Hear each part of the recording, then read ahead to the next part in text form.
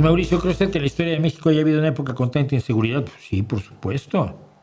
Sí, el México de 1910 era enormemente inseguro, y de 11 y 12.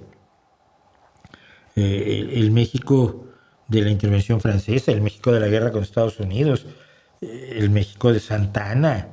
Estás tú en tu casa y dices, ay, ay, hay un impuesto por las ventanas, no me jodas. Sí, su Alteza Serenísima, que se hacía llamar Santana, ha decidido poner impuestos sobre las ventanas. Es muy curioso, yo viví en una casa en Querétaro, después del terremoto cuando me fui a Querétaro, que era una casa larga así.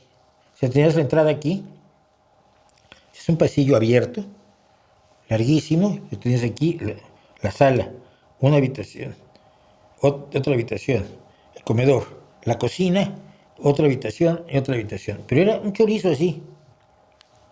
Yo me preguntaba por qué hacían las casas así en Querétaro, o sea, no parece lógico.